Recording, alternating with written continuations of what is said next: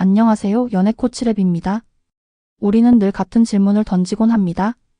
도대체 어떤 사람과 연애를 해야 행복할 수 있을까요? 외모, 능력, 성격, 수많은 조건들을 저울질하며 평생의 짝을 찾아 헤매지만 결국 많은 관계가 비슷한 이유로 끝을 맺습니다. 성격 차이라는 아주 편리하고도 모호한 단어 뒤에 숨어서 말이죠. 그런데 만약 그 모든 실패의 원인이 단 하나였다면 어떨 것 같으신가요? 어떤 사람을 만나야 하냐고요? 당신의 절대 포기 못할 단 한 가지, 그 레드라인을 건드리지 않는 사람. 그리고 당신을 머리로 이해하려 하지 않고 가슴으로 그냥 인정해주는 사람. 네, 이게 사실상 전부입니다. 이게 무슨 말인지, 왜 이 두 가지가 연애의 성패를 가르는 절대적인 열쇠가 되는지 오늘 그 본질을 아주 깊숙이 파고 들어가 보겠습니다. 영상이 끝날 때쯤이면 여러분은 사람을 보는 새로운 눈을 갖게 될 겁니다. 우리는 연애를 시작할 때 흔히 큰 착각에 빠집니다.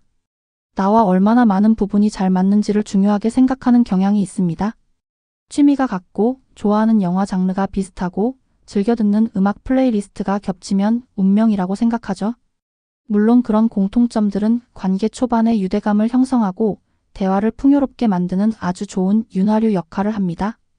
하지만 그것이 관계의 지속성을 보장하는 핵심은 절대로 아닙니다. 탕수육 소스를 부어 먹느냐, 찍어 먹느냐로 평생을 다투는 커플이 있다고 상상해보죠. 한 명은 바삭한 튀김옷의 식감을 즐기기 위해 반드시 찍어 먹어야 하는 찍먹파이고, 다른 한 명은 소스가 튀김에 충분히 스며들어 촉촉하고 부드러운 맛을 내야 한다는 부먹파입니다. 이들은 탕수육을 시킬 때마다 작은 전쟁을 치릅니다.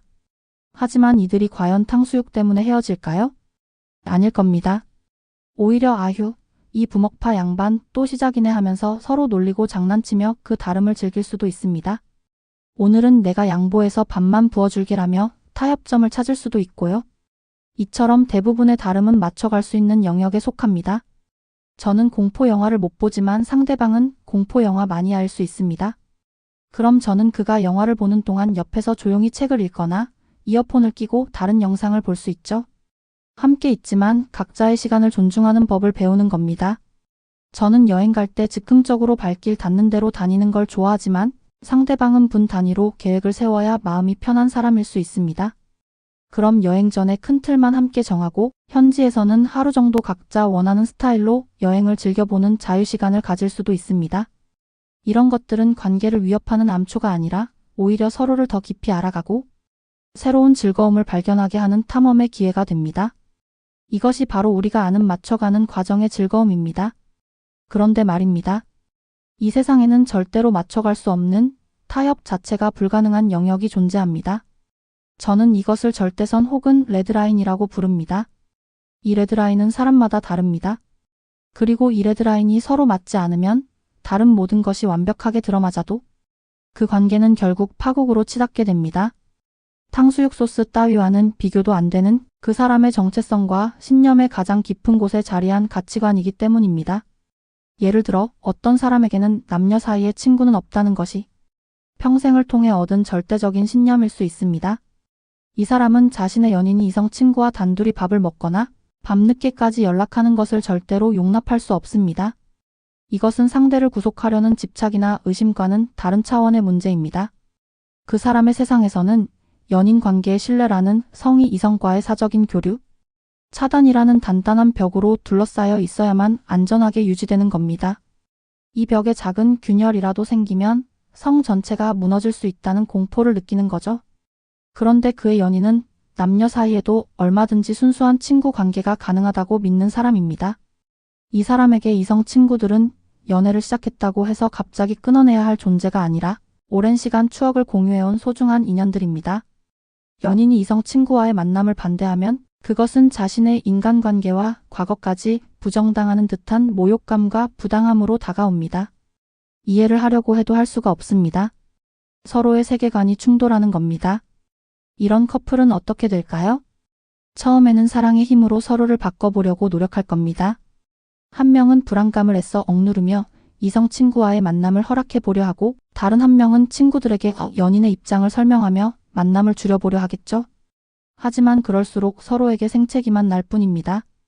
불안감을 억누르던 사람은 결국 의심이라는 괴물에 잠식될 것이고 만남을 줄이던 사람은 자율성을 침해당한다는 생각에 점점 지쳐갈 겁니다. 결국 너는 왜 나를 믿어주지 못해? 와, 너는 왜 나를 불안하게 만들어? 라는 영원히 답을 찾을 수 없는 질문만 주고받다가 서로에게 깊은 상처를 남기고 헤어지게 됩니다. 다른 모든 면에서는 최고의 파트너였음에도 불구하고 단 하나의 절대선이 맞지 않았기 때문입니다. 자, 그럼 나의 절대선과 일치하는 사람을 만났다고 칩시다. 이제 모든 문제가 해결된 걸까요? 아닙니다. 여기서 두 번째, 그리고 어쩌면 더 중요한 관문이 우리를 기다리고 있습니다. 바로 이해라는 함정을 피하고 인정의 단계로 나아가는 것입니다. 우리는 흔히 사랑하는 사이일수록 서로를 완벽하게 이해해야 한다고 생각합니다. 하지만 이것이야말로 관계를 병들게 하는 가장 큰 착각 중 하나입니다. 여기 완전히 다른 운영체제를 가진 두 대의 컴퓨터가 있다고 상상해 봅시다. 한 사람은 윈도우고 다른 한 사람은 맥 OS입니다. 윈도우 사용자는 어떤 프로그램을 실행시키기 위해 자연스럽게 exe 파일을 찾아서 더블 클릭합니다.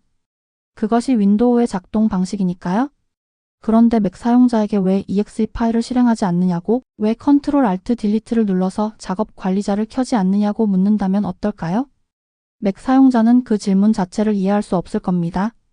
맥의 세상에는 그런 개념이 존재하지 않으니까요.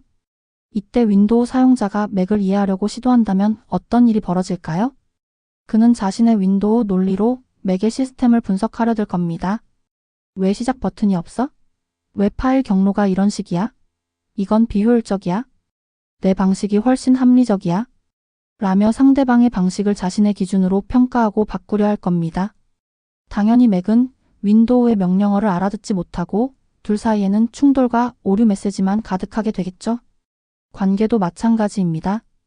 우리는 각자 수십 년 동안 살아오면서 쌓아온 자신만의 운영체제를 가지고 있습니다. 나의 경험, 나의 가치관, 나의 상처들이 모여 만들어진 아주 독특하고 복잡한 시스템이죠. 상대방이 나와 다른 방식으로 생각하고 행동할 때 그것을 나의 논리, 나의 운영체제로 이해하려고 하는 순간 갈등은 시작됩니다. 왜 연락이 조금만 늦어도 불안해하는 거야? 나는 전혀 그렇지 않은데 그건 네가 나를 충분히 믿지 못한다는 증거야? 라고 말하는 것은 윈도우가 맥에게 왜 너는 나처럼 작동하지 않느냐고 따지는 것과 같습니다. 진정한 소통은 이해가 아니라 인정에서 시작됩니다. 인정은 상대방의 운영체제를 바꾸려 하거나 내 기준으로 분석하려는 시도를 멈추는 겁니다. 그저 저 사람은 맥이구나. 나와는 다른 방식으로 작동하는구나. 저 사람의 세상에서는 연락의 빈도가 곧 애정의 척도라고 입력되어 있구나. 라고 그 사람의 고유한 작동 방식을 바꾸려 들지 않고 있는 그대로 받아들이는 것입니다. 왜 그런지를 굳이 묻거나 따지지 않는 겁니다. 왜라는 질문이 사라질 때 비로소 우리는 상대를 평가의 대상이 아닌 존재, 그 자체로 바라볼 수 있게 됩니다. 이해하려 애쓰지 마세요. 그냥 저 사람은 저렇구나 하고 온전히 받아들여 주세요. 그것이 바로 상대를 있는 그대로 존중하고 사랑하는 가장 성숙한 방식입니다. 그렇다면 나의 절대선은 대체 무엇일까요? 이것을 어떻게 찾을 수 있을까요? 체크리스트를 만들어서 하나씩 점검해야 할까요? 아닙니다. 정답은 여러분의 과거 속에, 특히 실패했던 연애의 경험 속에 있습니다. 과거의 관계들이 왜 끝났는지 한번 깊이 되돌아보세요. 표면적인 이유 말고요. 그가 게임에만 빠져 있어서, 그녀의 낭비벽이 심해서 같은 단편적인 사건들 말고 그 사건들이 여러분의 마음속 어떤 근본적인 부분을 건드렸는지를 파고들어야 합니다. 게임을 하느라 연락을 받지 않았을 때 당신을 정말 화나게 한 것은 게임 그 자체가 아니라 나와의 약속보다 더 중요한 것이 있다는 사실 혹은 나라는 존재가 존중받지 못하고 무시당했다는 느낌이었을 수 있습니다. 연인의 낭비벽 때문에 싸웠을 때 진짜 문제는 돈이 아니라 우리의 미래에 대한 무책임함, 혹은 안정적인 삶을 추구하는 나의 가치관에 대한 정면 도전이었을 수 있습니다. 이렇게 반복적으로 여러분을 고통스럽게 하고 도저히 타협할 수 없었던 감정의 핵심을 찾아내세요. 그것이 바로 여러분의 절대선입니다. 다른 사소한 것들은 시간이 지나면서 잊히고 무뎌지지만 이 절대선이 건드려졌을 때의 기억은 아주 선명한 흉터처럼 남아있을 겁니다. 그 흉터를 외면하지 말고 똑바로 마주하세요. 그것은 당신의 약점이 아니라 당신이 어떤 사람인지, 어떤 관계 속에서 안정감과 행복을 느끼는지를 알려주는 가장 정확한 나침반입니다. 이 과정을 통해 나에게는 연인 간의 신뢰와 정직함이 그 무엇보다 중요하다. 나에게는 개인의 성장과 서로의 발전을 응원하는 관계가 필수적이다. 나에게는 안정적인 미래를 함께 계획하는 것이 연애의 전제 조건이다와 같은 자신만의 선명한 기준을 세울 수 있게 됩니다.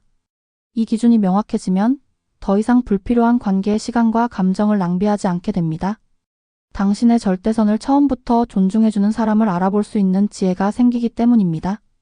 결국 우리가 찾아야 할 사람은 모든 퍼즐 조각이 완벽하게 들어맞는 데칼코마니 같은 사람이 아닙니다. 나와 다른 그림을 가졌더라도 서로의 그림에서 절대로 지워져서는 안 될 가장 중요한 부분, 그 절대선의 가치를 함께 지켜줄 수 있는 사람. 그리고 서로 다른 나머지 부분들은 내 그림은 그렇구나, 내 그림과는 다르지만 참 멋지다라고 말하며 이해가 아닌 인정의 눈으로 바라봐 줄 수 있는 사람입니다.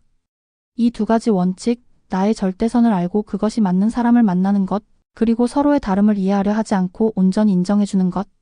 이것만 기억한다면 우리는 더 이상 성격 차이라는 안개 속에서 길을 잃지 않을 수 있습니다.